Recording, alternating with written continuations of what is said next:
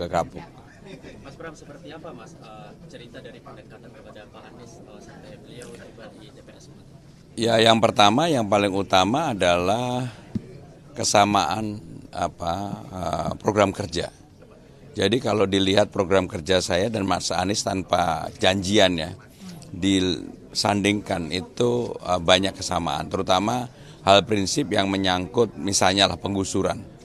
Jadi kalau ada calon yang mengatakan bahwa kami menggusur, enggak, kami akan memberdayakan. Termasuk kalau nanti taman-taman yang akan kami buka 24 jam, saya betul-betul ingin itu menjadi tempat healing warga Jakarta. Tempat untuk ekspresi, tempat untuk orang berkumpul, tempat orang untuk membawa hewan peliharaannya. Jadi ada ruang baru lah. Saya juga nggak nyangka ternyata nggak pernah dibuka taman-taman itu.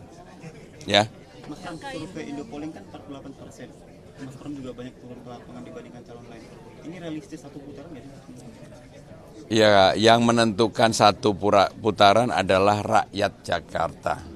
Tapi hampir semua survei yang kredibel ya, saya nggak mau menjudgment survei siapapun.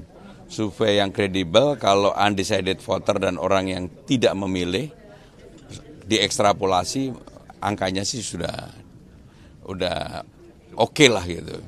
Termasuk Indopolling ya, kan 48-38. Undecidednya 10. Kalau 10 bagi 2 aja nggak apa-apa, udah cukup.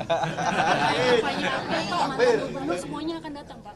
Pokoknya hari ini saya sama Mas Anies di Kapuk ya. Pak, satu lagi Pak, satu hari pertama gimana Pak rencana? Kan tadi udah saya sampaikan bahwa saya akan mengerjakan hal-hal real yang ada di masyarakat.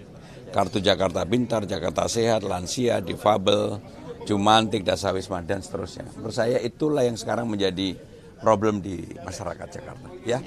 Ya, terima kasih. Menurut saya membantah argumentasinya, Mas. Sudah dihitung nggak akan cukup, Mas. Semua lahan pemerintah, lahan BUMD sudah dihitung-hitung akan cukup.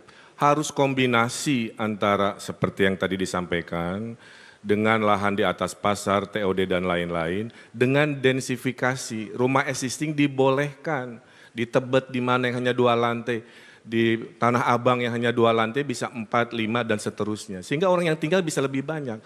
Karyawan yang kerja di Sudirman Tamrin bisa ngekos di rumah lantai 3-4-nya. Pemiliknya di lantai 1-2. Itulah yang disebut densifikasi. Supaya tidak terjadi lagi penggusuran-penggusuran. Gubernur yang paling banyak menggusur datang dari partainya Mas Pram. Pak Ahok itu menggusur 113 kasus penggusuran, CNN April 2016. Dan menurut JJ Rizal, gubernur paling brutal penggusurannya adalah Pak Ahok dari partainya Mas Pram dan Bang Do. Terima kasih. Malam ini saya didampingi oleh Ahoker dan Ana Abbas. Sehingga dengan demikian saya akan menggabungkan, bagi saya tidak mau menjawab itu, tetapi saya berkomitmen di dalam membangun Jakarta, saya lebih memanusiakan orang-orang yang memang perlu mendapatkan pertolongan. Sehingga dengan demikian catat apa yang menjadi omongan saya. Kalau saya menjadi gubernur, saya tidak melakukan penggusuran. Yang saya lakukan adalah pemberdayaan. Dan itu yang dibutuhkan oleh warga Jakarta. Maka saya fight untuk maju ini setelah melihat persoalan di bawah. Kartu Jakarta Pintar, kartu Jakarta Sehat.